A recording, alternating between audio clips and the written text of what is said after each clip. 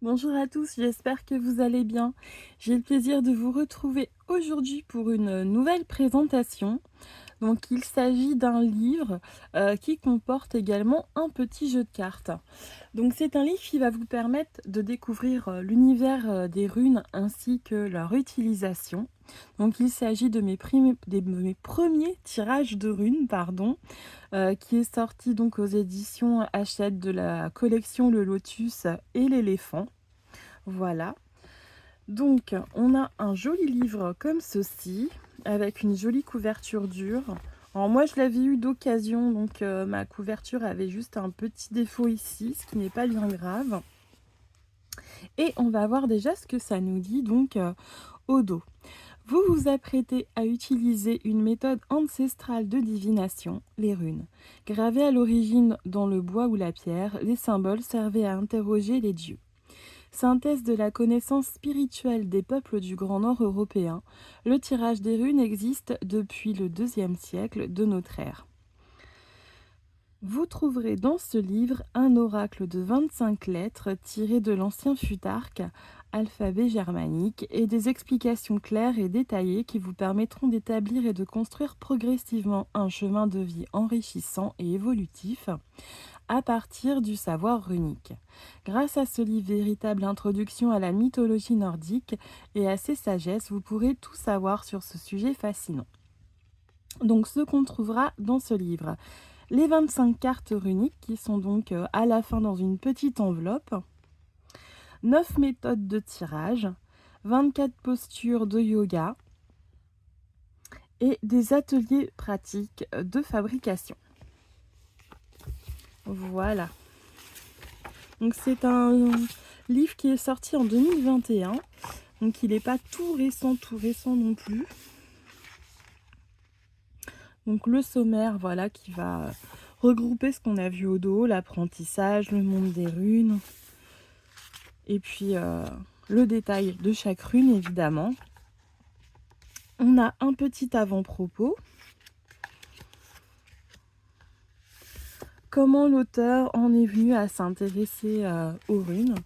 L'auteur qui est d'ailleurs, est-ce que j'ai son nom, qui est Gilles, alors Diederich, je ne sais pas si je le dis bien.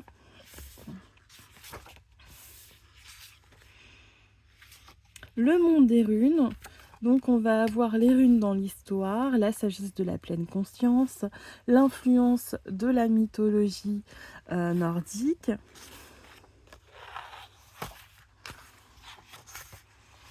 le chamanisme runique. Donc on a quand même un livre très complet avec énormément d'explications.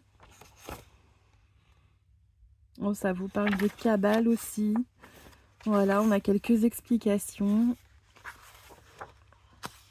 Croyances et légendes de la mythologie nordique, superstitions et présages, l'influence des croyances et légendes.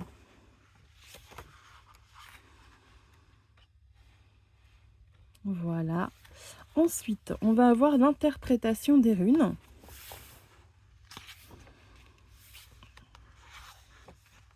Et également le moyen de les identifier facilement. L'art de la prononciation.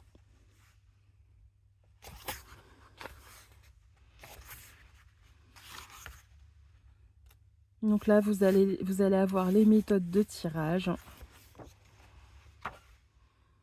Voilà. Et voilà ce que vous trouvez donc pour chaque rune.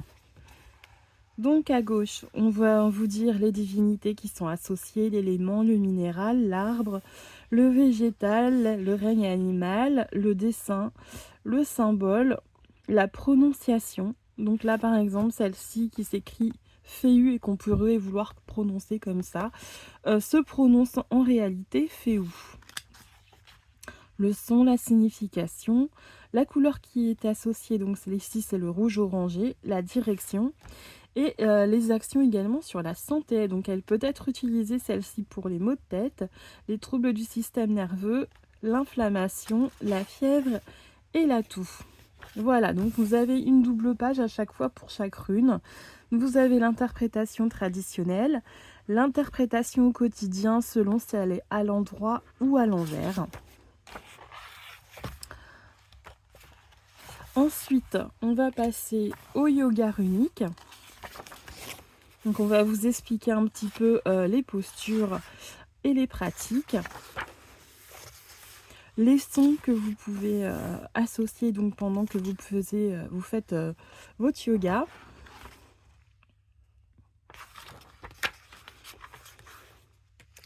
Vous avez également le mudra des doigts. Donc les postures et les symboles, par exemple, qui vont vous permettre de vous protéger, qui vont vous permettre aussi d'associer un élément.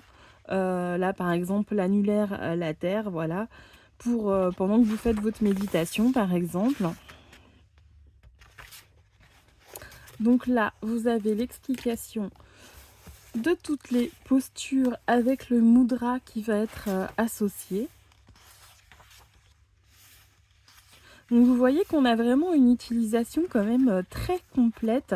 C'est plus qu'une découverte finalement. Vous avez la découverte, mais vous avez aussi possibilité de creuser et d'utiliser immédiatement vos runes.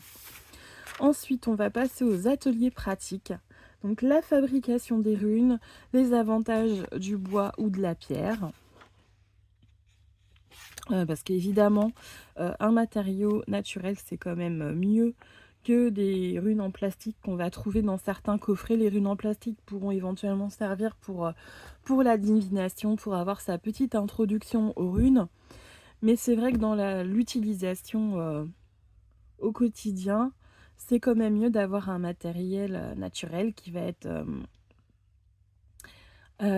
réceptif, qui va être vivant.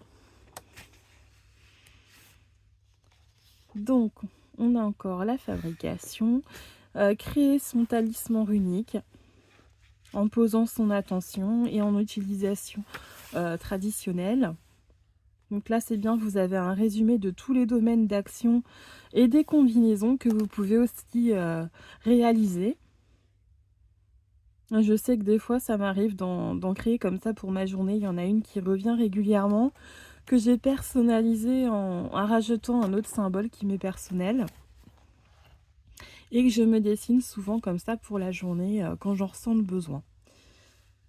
Donc les différents matériaux. L'art de la talismanie en Islande qui est expliqué. Donc encore, on a des travaux avec les sons. La guérison chamanique. La médiumnité. Donc c'est vrai qu'elles peuvent servir également pour obtenir des messages de ses ancêtres. Les runes et la nature, la conservation des runes naturelles. Et voilà, et vous avez une petite page de notes pour éventuellement si vous souhaitez rajouter vos propres notes. Et à la fin, donc la petite enveloppe avec vos cartes de runes. Voilà, donc 25 cartes. Ce sont des cartes voilà, très souples, hein, mais ceci dit, elles sont plastifiées et en papier glacé, donc du coup, voilà, ça reste quand même résistant, mais elles sont très fines. Mais voilà, vous avez déjà tout ce qu'il faut avec ceci pour travailler. Et après, rien ne vous empêche voilà, de fabriquer ensuite votre petit jeu de runes en bois pyrogravé par exemple, pour pouvoir commencer à travailler avec votre propre jeu de runes. Voilà pour ce petit bouquin que je suis très contente de vous présenter. Encore quelque chose que j'ai reçu il y a longtemps et que j'ai toujours pas pu vous présenter. Là, j'en suis aux présentations de l'été encore. C'est pour vous dire, entre-temps, il y a eu les trucs de Noël. Enfin, il y a... j'ai encore vraiment tout plein de choses sur le coin de la table et d'autres qui arrivent. Donc voilà, j'en ai pas fini pour ces présentations. J'aurai toujours beaucoup de retard à rattraper. Et je pense pas que j'arriverai à le rattraper comme ça. Donc j'espère que cette présentation vous aura plu, que ces présentations de bouquins vous intéressent également. Je sais que quand on aime les cartes, des fois on est plus content voilà, de tomber sur des présentations avec des jolies cartes à regarder. Mais je trouve néanmoins que ça reste intéressant. Puis en plus ça reste aussi de la divination. Donc voilà, je vous dis à la prochaine fois pour une autre présentation. Portez-vous bien et à bientôt.